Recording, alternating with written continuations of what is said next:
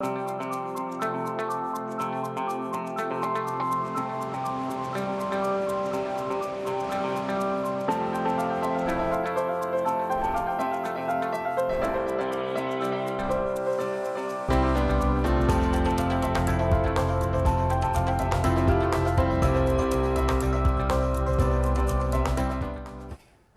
afternoon, and thanks for joining us Across the Fence. I'm Fran Stoddard. Our focus today is on a home just outside the heart of Bennington. The home is quite big. It's over 100,000 square feet, and it has beds for more than 138 people. Since 1971, it's been known as the Vermont Veterans Home. To learn more, we've called on two guests. I want to welcome the Veterans Home Chief Executive Officer, Melissa Jackson, and the Chief Operating Officer, retired U.S. Marine Corps Colonel Al Faxon. Thank you for being with us. It's great to have you here. Awesome. Thank you. So, Melissa, why don't you start out a little with the history of the Vermont Veterans Home? Sure. We are the second oldest veterans home in the country, and we came about as a gift from Trenner Park to take care of Civil War veterans after the Civil War. Wow, so that really goes back. Yes, yes. And so what is it today? Today it is a skilled nursing facility, does short-term rehab, long-term care, hospice care. We care for veterans, spouses, and Gold Star parents. Wow, terrific. And a Gold Star parent, just for people that might not know that term. They lost a child in combat. Yeah, okay, for them as well. So Al, why is a veterans home important? Well, a lot of people don't understand that the camaraderie that's found among veterans is unlike any other group, because they were 17 to 21 when they went in. You know, you talk about an impactful time in your life, and they all went through, they all went through boot camp. They all have something in common. Many have been in combat. So at this time in their life, for them to come back together and enjoy time together, they all have a common thread, which a lot of us don't have. Right, and it's such a beautiful place, because this really goes back, but it's a much bigger complex now also. So I read that the property in Bennington includes a beautiful public park area with an enclosed deer park and a fishing pond. So tell us a little bit about that, Al. Oh yeah, we have 88 acres currently. And out of that 88 acres, like you say, we have the trout pond, which was we just had a fishing derby where a 24-inch trout won the contest, which is amazing. Wow. I've never caught a 24-inch trout. Look at all those people too. I memean, how are there any trouts left? Oh, we put them back. Okay. And because of the trout, in the winter we have a bald eagle that lives in a tree up above it. Wow. Yeah, it's that pretty, is so perfect. It is amazing. Oh. We've had a deer park, which has been there, I think, 50 years or so. We probably have about 15 in the herd now, because we've had a couple of babies born. We have an air rifle and pistol range on the property that the veterans go out and get to shoot. Yeah. 30 to 45 feet, protected within, really good instructors. Right. It's a tremendous place. And a whole picnic area, and the public can go and visit there as well. And they do. It's because of the size of the land. It's called the gem of Bennington, just because it's a nice green space. So people come and walk and jog, and you see the classrooms and families to come and see the deer. It's pretty neat. Right, right. The deer. How long has that been going on? Do you know? A long time. Looks like a long time. Okay, so in addition to these beautiful grounds that they have, you host a number of events and activities. So Melissa, you want to tell us about those? We do a Father's Day car show. We had over 250 cars, I think it was this year. Yeah. Over 1,000 people from the community. Our veterans come out and interact with the community. We do concerts in the summer, and we do the annual, we've taken over the Bennington Christmas tree lighting. We do that out on the front lawn in coordination with the Chamber of Commerce in the town of Bennington. Wow, fantastic. Yeah. We've had powwows on the property, other nonprofit events that are, doing races or, whatever, they'll start and end there to include the town's parades. Right, and I see that the veterans run, and there's a virtual reality. Oh yeah. There? We have one of the first veteran. In fact, we were the first veterans home in the country to do virtual reality, and we have 6 headsets that tie into a system. In fact, last week we were skydiving. So maybe that's the only way I would ever do skydiving. You would enjoy it, but we have found that it's helped with folks with dementia. The other folks, just to travel to see 6 people dialoguing about being in Paris, it's just been a lot of fun. Oh, fantastic. Wow. So, Melissa, a couple of years ago, the Centers for Medicare and Medicaid Services upgraded you to a 5-star rating. That's fantastic. What did you do? What was the change there? That was a big cultural and system change from the ground up. We looked at every policy and procedure, every thing that we do and restructured them and really played on the skills of our staff. Our staff is incredible.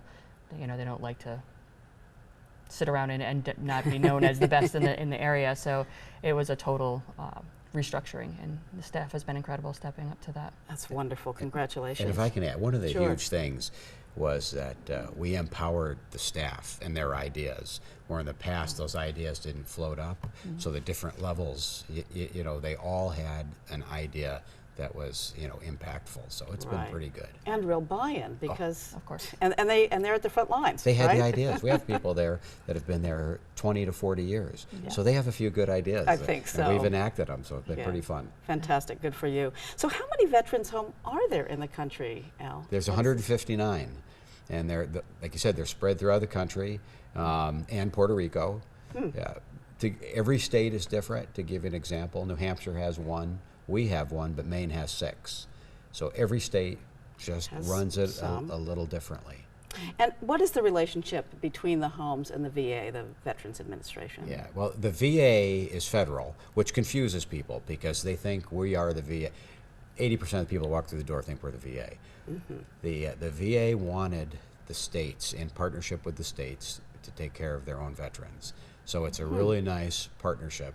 And, you know, so there's ownership in the states, and, you know, our veterans are Vermonters. Right. Oh, and so Melissa, the veterans homes are managed by the states. Why is that, and how does that work? Clearly, Yep. there's a partnership. Yep. The main reason is that the states are able to provide long-term care far cheaper to our veterans than the Veterans Administration can. It's actually less, we do it at less than half than what it costs the VA, and we owe it to our Vermont veterans to take care of them. So it's a perfect partnership. All right, and you are full and have a waiting list. Yes, I'm not we do. surprised. First, yes, we're very excited about that. And if I can add, we receive about $7 million a year from the VA to take care of our veterans. And that $7 million wouldn't flow to the state if you didn't have a veterans home. Wow. So it is a good It partnership. is significant. It is. And how does the state home compare to non-military or private? I think the biggest homes? thing people will notice is we're far more men in our home than women. And it's, as Alec described it, it's that band of brothers and the camaraderie that they have. Right. So, But there are some widows, or do people ever come in as couples? yes. They do. And we have the population of female veterans is growing. Which is nice because they course. mix up their stories are fun, the male stories, and Yeah. one of the things that veterans are competitive, even if they're just playing bingo. So the camaraderie between the both has been very nice. That's terrific. And is there a collective organization that speaks for these homes? Yes, it is the National Association of State Veterans Homes, NASVA, covers all the state veterans homes.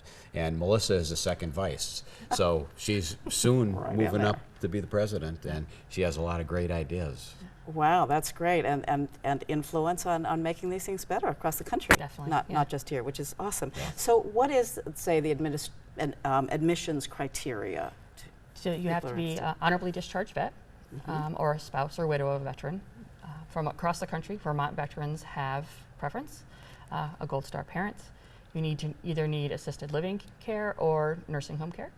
Our applications are right on our website with all of our lovely paperwork that you need to do. It is time consuming. Since you've gone there, let's just go to where you go for information. We'll come back and maybe see if we have more time to talk about history. So what's your website if people want to get in touch and find out more? vvh.vermont.gov. Okay, right there on the screen. Yep. And the phone number is? 802-447-6510, and you'd ask to speak to someone in our admissions office. Okay. And so you don't necessarily need to be a Vermont resident, but that's one of the possible criteria. They get How does that work out? first choice. They get first. I see. Yeah, so they can. We have veterans from other parts of the country, and we have a lot of people snowbirds, not snowboards, that have moved from Florida, like back to Vermont to be near their family, and then have come to the veterans home. So that's something we're really looking at. It's kind of a change in what people. It are is. doing. There are a lot of people that are doing that. They're They are. finding they'd rather be here than in Florida. And their family would rather have them near them. So, Of course, yeah. of course. So just a little bit more about the history. We just have another minute or two, so Started out as a working farm. Yeah. Ironically, the first veterans admitted were called inmates, which we... I know, and that's crazy. I know it's a horrible term. Okay, but, right. But this was back in the Civil War. Yes. Yes. Yeah, Okay. yeah. And from that, we've, Changed our transitioned. language. Yes, Yes. changed our language. We call them veterans, and our spouses are called members. And it is truly a home. Al says it so well. Yeah. It really, it's a community. I mean, we tell people, I think in the old days people thought you went to the soldier's home to die. You come to the Vermont Veterans Home to live. Yes. And you do. That's I mean, great. when you talk about the activities we have, I mean, last week I was out at the shooting range with a 95-year-old shooting at the target, giving me grief. I think he was a better shot than you. But you know, Watch out for that competitiveness. but that's what the place is Right, like. right. I mean, they come there and they live. So we'll bring a guy there that's been solitary for the last 20 years, and next thing you know, in a week he's playing poker with a group of buddies. That's remarkable. It is remarkable. That is really great. So the Vermont Veterans Home in Bennington is someplace we can go visit. Absolutely. For one, and veterans' families or veterans can check in to see if Yep. that's a place to have that fun It time. is. Yes. Maybe the last Yep. the last step in life, but sounds like a really good You one. might as well have a little fun at it. Yes, Okay, definitely. terrific. So Colonel, it's Faxon, Yep. Colonel Faxon, Yep. Al Faxon, and Melissa Jackson. Thank you so much for coming in and talking to us about the Veterans Home today. Awesome. Thank you. Thank Thanks. you. And thank you for joining us across the fence. I'm Fran Stoddard.